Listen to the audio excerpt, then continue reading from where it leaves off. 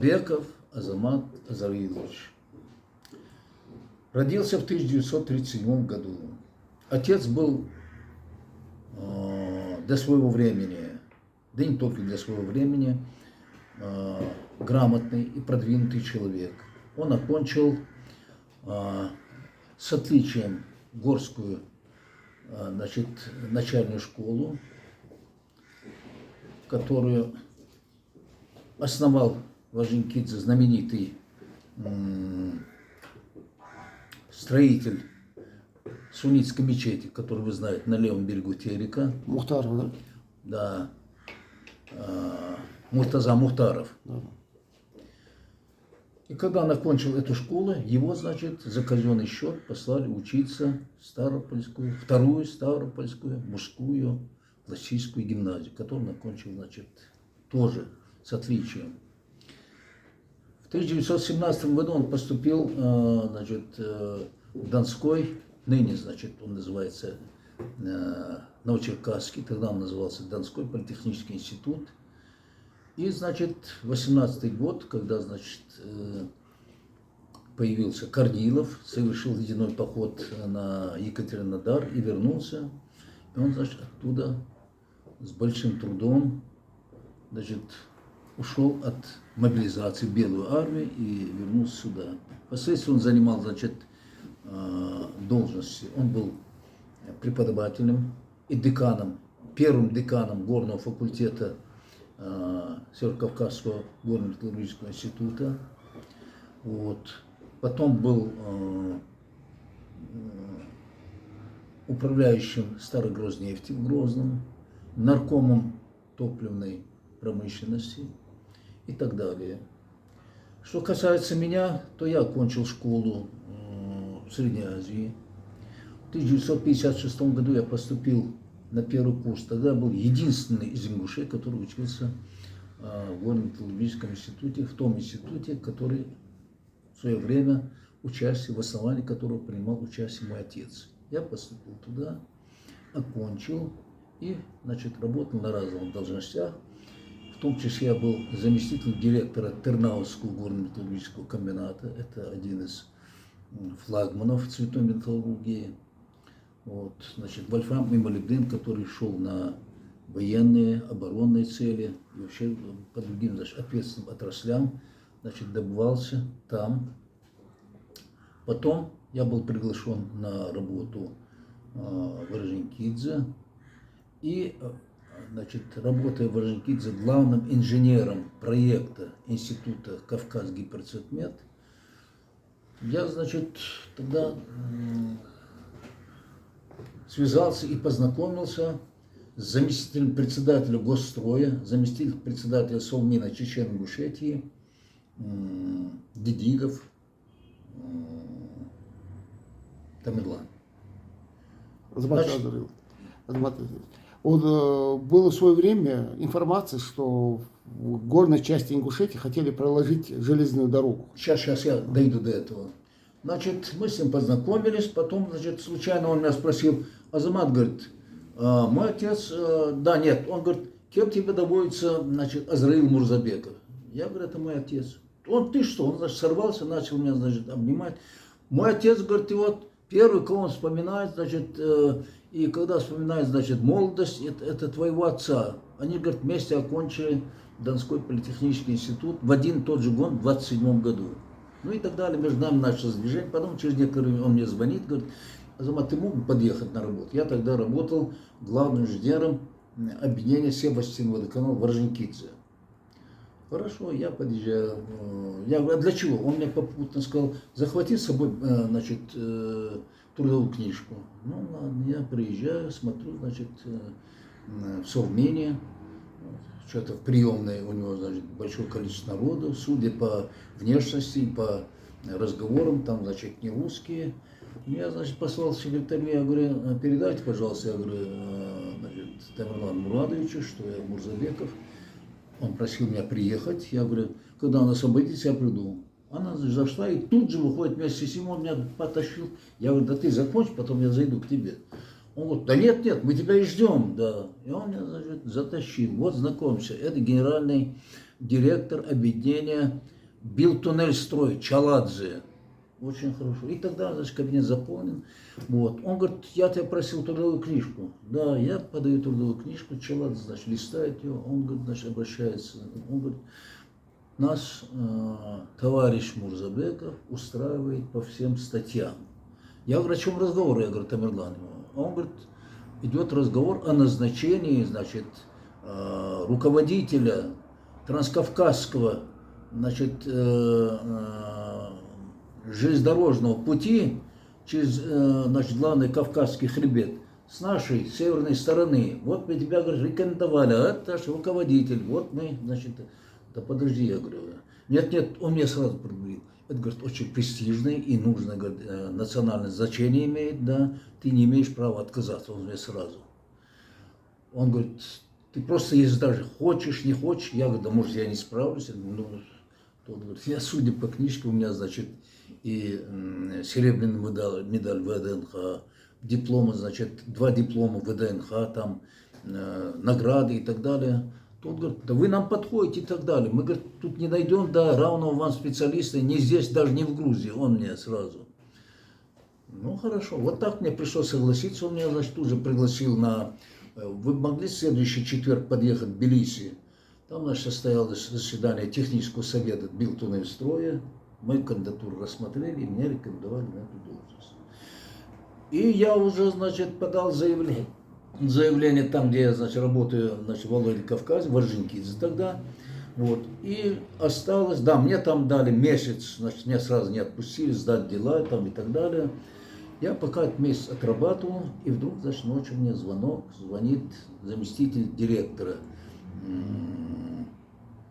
Барнабешвили. Он говорит, Азамат, вы заявление подали? Да, я говорю, уже вот дней через 5 истекает срок, который я дал, значит, мне дали на получение расчета и в порядке перевода перейти. Он говорит, пожалуйста, придержите. А что случилось? А это уже 91 год, распад Советского Союза и так далее. И, значит, он говорит, нам прекратили финансирование. Вообще вся эта стройка прекращает, значит, да, движение. А я уже знакомился, выезжал на место, значит, подбирал людей там и так далее, да, все, значит, вот, с проектом ознакомился.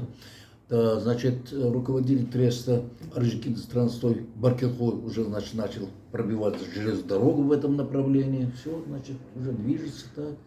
И, значит, проект был отложен. А вообще какие-то видео, фотосъемки, что-нибудь осталось с того периода? Нет, я фото не занимался, да. Единственное, я только могу еще рассказать второй случай. В 92 году, значит, события, значит, вот этого вот так называемого Остино-Ингушского конфликта застали меня в Москве и в Петербурге. Туда приехал уже назначенный оттуда, значит, он был зампредседателя Совмина Чечен-Ингушетии Дидигов, а тут он стал председателем Совмина. Он приехал в Москву, значит, разыскал меня, и мы с ним провели ночь в его номере в гостинице «Москва». Он меня, между прочим, спросил, он говорит, ты чем, Азамат, занимаешься? Я говорю, я руковожу тут, я говорю, строительством, там под Москвой есть город Высоковск, я говорю, я руковожу строительством завода по изготовлению мягкой кровли. Я говорю, я тут хорошо устроен, что такое, я говорю, квартира, я говорю, у меня и транспорт есть, все. Он говорит, давай, значит, займемся нашей, да, значит, родным, да, делом. А что, я говорю?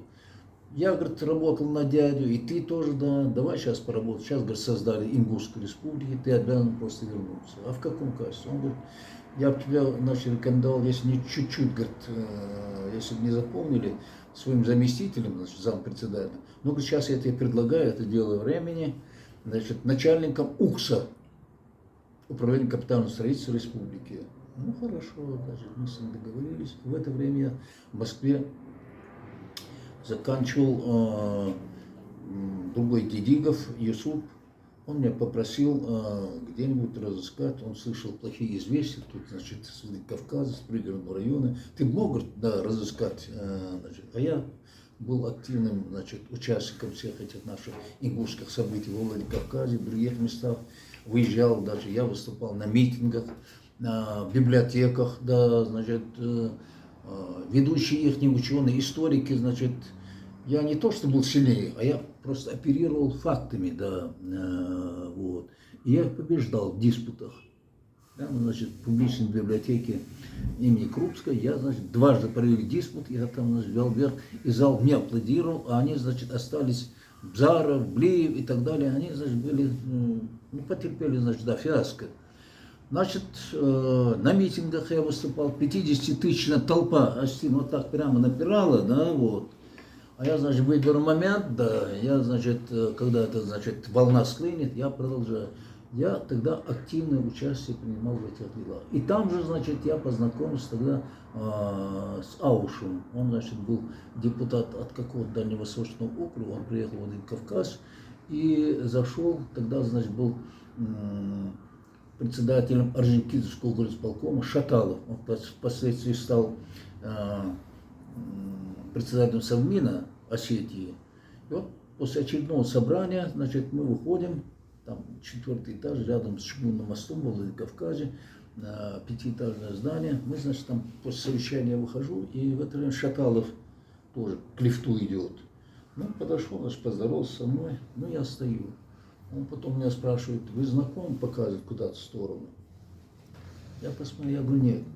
Он, эх, вы, ингуши. Я говорю, что случилось?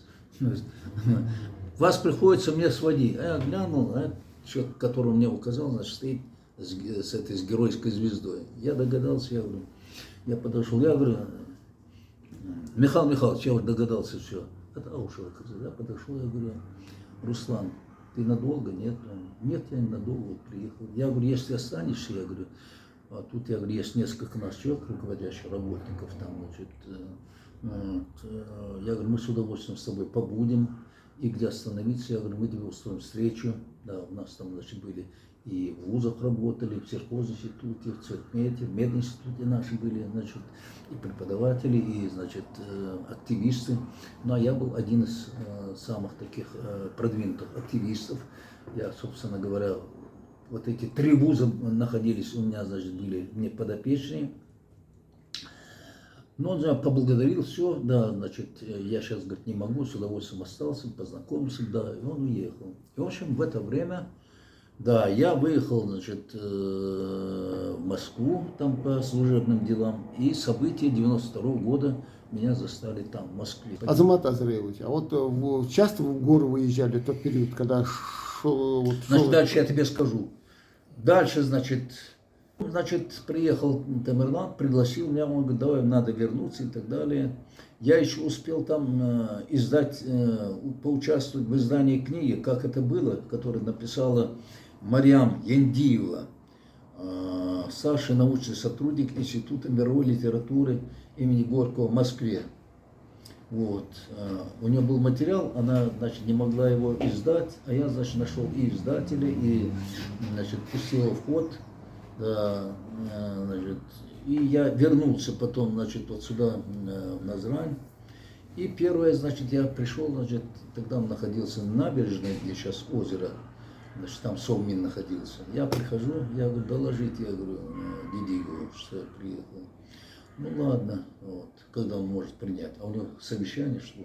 Он опять, значит, вышел меня тут, затащил, он говорит, ты же Назрань, ты же никого не знаешь. Я говорю, почти никого. Он говорит, вот давай садись, да, я тебя буду всем представлять, кто ко мне заходит, и тебе их, да, ну пусть ты все сразу не запомнишь, но все равно, значит, ты уже, значит, будешь для них, как бы, да, да, представителем, да, вот. И он меня представлял, вот наш новый начальник УКСа Совмина, вот, Мурзабеков, Азамат, заслуженный человек, там туда-сюда и так далее, да, и я всех прошел. И, в общем, я в нем просидел где-то, значит, и до обеда, потом, значит, в обед мы пошли вместе с ним пообедали, вернулись. А я заметил, что в течение дня чаще других к нему заходит, когда начальник ингуш Дорстроя был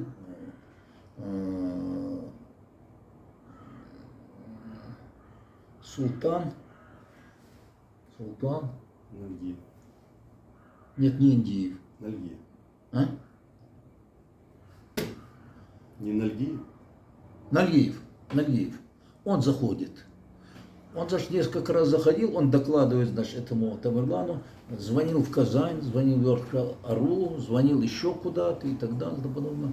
Да, вот обещали это, ну, значит, периодически ему звонит, значит, по селектору Аушев. Ну, как там продвигается дело? Он, говорит, отвечает, султан звонит туда, сюда и так далее. И потом уже после обеда заходит Этнальгиев и говорит, все, говорит, Тамерлан Мурадович, везде отказ. Да ты что? Я даже не знаю, куда звонить. Ты представляешь, да, вот, что нам делать? Значит, такая пауза была. И тут я впервые нарушил. До этого я, значит, не мешал, не вмешивался, ничего. Я говорю, Тамерлан, если секрет, о чем разговор идет? Он говорит, да какой секрет тут? Мы, говорит, бьем, значит, дорогу в Асинское ущелье. И, говорит, обьет дорогу наш общий знакомый Чаладзе, который командовал, значит, бил туннель строя, твой и мой знакомый. И вот, говорит, он, значит, по ходу дороги встретился с, говорит, с узким местом, где, значит, скальные породы,